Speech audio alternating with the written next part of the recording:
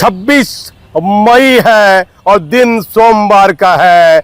जो सिपाहियों लोग का, पुलिसकर्मी का जो तबादला हुआ था, हाईकोर्ट के ऑर्डर के बाद, डीजीपी का अनुमोदन प्राप्त होने के बाद एडीजी हेडक्वार्टर कुंदन कृष्णन ने एक आदेश जारी कर दिया है।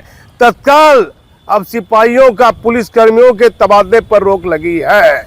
यह भी हमारे पास चर्चा है, ये सूत्रों के हवाले ये चर्चा है कि डीजीपी कुछ बड़ा निर्णय लेंगे। पुलिसकर्मियों के तबादले को लेकर कुछ पुलिसकर्मियों को बड़ी राहत मिल सकती है। तबादले को लेकर कहाँ गड़बड़ी हुई है उसको लेकर डीजीपी साहब अपने से देख रहे हैं, अध्ययन कर रहे हैं। लेकिन शनिवार को पटना राजधानी में जिस तरह से नकाबपोश अपराधियों ने गाड़ी से उतरकर एक व्यक्ति फायरिंग कर रहा है, उसकी सीटी फुटेज की रिकॉर्डिंग पूरा वायरल हो रही है। इसको लेकर बिहार की बदनामी हो रही है। डीजीपी टेंशन में है। 1991 बैच के आईपीएस पदाधिकारी जो बिहार के डीजीपी हैं वह टेंशन में है। और एक महत्वपूर्ण बैठक पुलिस हेडक्वार्टर में विधि व्यवस्था को लेकर की गई है। अवकाश कुमार है पटना सीनियर एसपी, यहाँ भागलपुर में सिटी एसपी का अपनी सेवा दी है, ठीक है, उस पटना सीनियर एसपी की शिकायत नहीं है।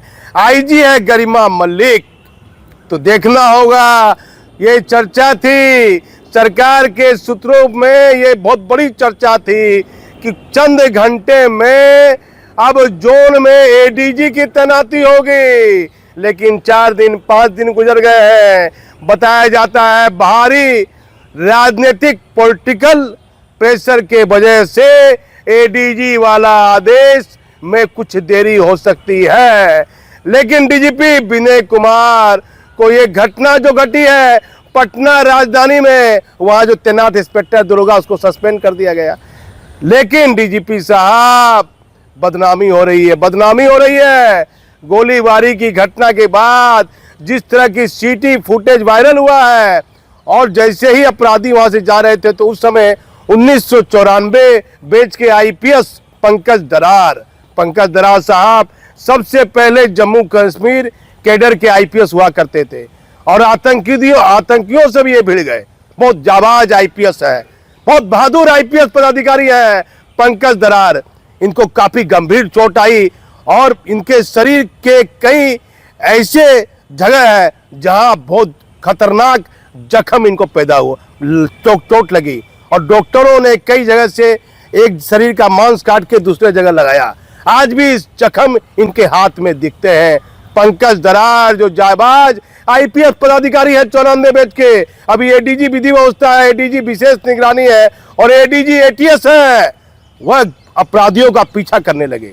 लेकिन अब इतनी वह वीआईपी रोड है और वो काला स्कॉर्पियो से अपराधी भाग रहे हैं तेजी से गोली चलाने के बाद।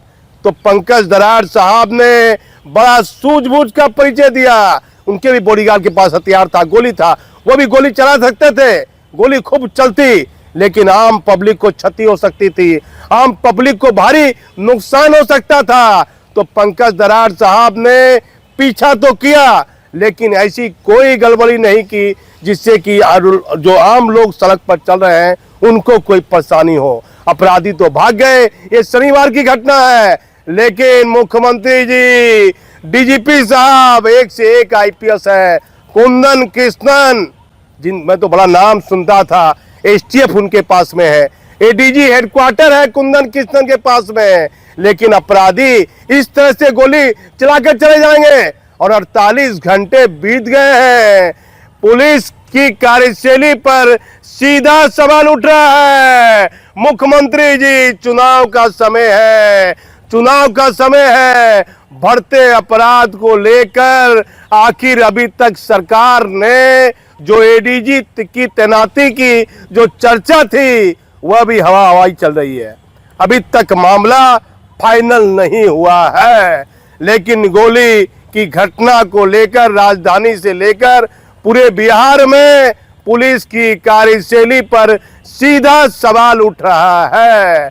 अब डीजीपी साहब टेंशन में है, बैठक पर बैठक कर रहे हैं, लेकिन कहां कोई सुनता है डीजीपी साहब की, कहां सरकार बात मान रही है? डीजीपी के अनुसार आईपीएस की पोस्टिंग होनी चाहिए। अब ये चुनाव का समय है, पॉलिटिकल लोग चाहेंगे अपने मन के हिसाब से डीएसपी ले जा रहे हैं, एसपी ले जा रहे हैं। सरकार को देखना होगा इन गंभीर बिंदुओं पर कि डीजीपी ईमानदार है और इनकी बातों को रखा जाए, जिससे कि विधि व्यवस्था कंट्रोल करने में पटना राजधानी में बड़े बदलाव की आवश्यकता है। इससे पहले वो एसपी थे, क्या नाम है मैं भूल जाता हूँ, राजीव मिश्रा, मुझे कई पटना के पदाधिकारी ने बताया कि वो नए नए दरोगा को थाना की तैनाती दे दी। पूरे बिहार में मुख्यमंत्री जी ये समीक्षा कराइए कि किन बेंच के थानेदार को पुलिस इंस्पेक्टर की तैनाती थानेदार के रूप में दी गई है। पूरे बिहार में जो सीनियर पुलिस अफसर हैं, 2009 बैच के 10 बैच के जो इंस्पेक्टर हैं, जिनको लंबा अनुभव हो गया पुलिस का काम करते करते, उनको थाने की तैनाती नहीं दी जा रही है। ये कठोर सच है, इसकी समीक्षा कराइए। 2022 बैच 21 बैच नए नए जो दरोगा बहाल हुए हैं, जो ट्रेनिंग करके आए हैं, उनको महत्वपूर्ण जो अति संवेदनशील थाना है बिहार में, अन्य अन्य जिलों में, वहां तैनाती कर दी गई है। तो मुख्यमंत्री जी, बिहार में बढ़ते अपराध को लेकर सवाल उठने लगा। एक से एक ब्रिगेडियर जाबाज आईपीएस पदाधिकारी हेडक्वार्टर में है, तो ये फिर कौन उनसे बलशाली अपराधी इस तरह से पटना में फायरिंग करके चला गया? एसटीएफ तो एक से एक क्वांटर कर रही है। क्वांटर तो ऐसे अपराधी का होना चाहिए जो पटना में खुलेआम गोली चला रहा है, और पुलिस यदि सही से इसका पीछा करती और ये मारा जाता अपराधी, तो होता कि ये सही संदेश जा रहा है। इस तरह वो कौन अपराधी था, किसकी स्कॉर्पियो थी? पुलिस का जब सीटी फुटेज वायरल हो रहा है, तो क्या पुलिस का तंत्र इतना कमजोर पड़ गया है कि अपराधी भारी पड़ रहे हैं पुलिस पर? तो ये संदेश जाना चाहिए डीजीपी साहब, कार्रवाई कराइए। ये कौन अपराधी था, किसकी स्कॉर्पियो थी, कौन लोग शामिल थे, और घटना की फायरिंग करने का उद्देश्य उन लोगों का क्या था? विधि व्यवस्था को प्रभावित करना, बदनाम करना बिहार को। जो अपराधी शामिल थे उन पर बड़ी कार्रवाई पुलिस जब तक नहीं करेगी, तो ये सही संदेश नहीं जाएगा। आप हमारे चैनल पर बने रहिए, हम एक सच दिखाने का जरिया है। मैं भागलपुर से दीपक नौरंगी। विधि व्यवस्था को लेकर डीजीपी ने सोमवार को पुलिस मुख्यालय में की महत्वपूर्ण बैठक। पटना में नकाबपोश अपराधियों ने कई स्कॉर्पियो से फायरिंग कर पुलिस की कार्यशैली पर खड़ी कर दिए कई सवाल। मुख्यमंत्री जी, मालूम कीजिए कि हर थाना में जूनियर पुलिस अफसर को थानेदार क्यों बनाया गया है? बिहार के कई जिले में सीनियर पुलिस अफसर पुलिस लाइन में बैठे हैं, जूनियर को दे दी गई जिम्मेदारी। एडीजी विधि व्यवस्था पंकज दराद ने अपराधियों का किया पीछा, नहीं मिली सफलता। डीजीपी विनय कुमार ने बढ़ते अपराध को लेकर की महत्वपूर्ण बैठक। पटना से सभी पुलिस इंस्पेक्टर का तबादला कीजिए, नई अफसर को कीजिए तैनाती। पटना में अपराधियों के द्वारा की गई गोलीबारी की घटना से कई तरह की चर्चाएं शुरू। बिहार में पुलिसकर्मी के तबादले पर फिलहाल लगी रोक। बिहार में एक बार फिर क्राइम अनकंट्रोल हो गया है। राजधानी पटना से लेकर जिलों तक में आपराधिक घटनाएं इस कदर बढ़ गई हैं, वहीं विपक्षी दलों को मुद्दा मिल गया है। बढ़ते अपराध का अंदाजा इसी से लगाया जा सकता है कि राजधानी पटना में दिन दहाड़े फायरिंग होती है और 3 दिन बाद भी अपराधी पकड़े नहीं जाते, जबकि एडीजी स्तर के अधिकारी अपराधियों का पीछा करते हैं। 1994 बैच के आईपीएस पंकज दराद ने अपने साहस का परिचय देते हुए अपराधियों का पीछा भी किया, लेकिन अपनी सूझबूझ का भी परिचय दिया, क्योंकि उसे सड़क पर आने जाने वाली जनता की बहुत ज्यादा भीड़ थी, जिसके कारण एडीजी ने बड़ी चतुराई का भी काम किया। पब्लिक को कहीं कोई दिक्कत ना हो, इसके लिए उन्होंने गाड़ी को तेज नहीं की और ज्यादा गोली नहीं चलाई, नहीं तो वह गोली या गाड़ी से किसी के साथ घटना भी घट सकती थी। भले ही अपराधी भाग गए, लेकिन जाबाज आईपीएस पदाधिकारी पंकज दराद ने बहादुरी का परिचय तो दिया, अपने स्तर से पूरी कोशिश तो की, लेकिन अपराधियों को पकड़ना सख्त अब जरूरी हो गया है, क्योंकि बिहार में इसका गलत संदेश गया है। मुख्यमंत्री जी, बिगड़ी विधि व्यवस्था को लेकर ध्यान दीजिए। डीजीपी साहब तो ईमानदार हैं, लेकिन उनकी बात कौन मान रहा है, इस पर भी ध्यान दीजिए। हालांकि बढ़ते अपराध को लेकर आज सोमवार को डीजीपी विनय कुमार ने बड़ी बैठक बुलाई है, जिसमें अधिकारियों को कड़े निर्देश दिए हैं।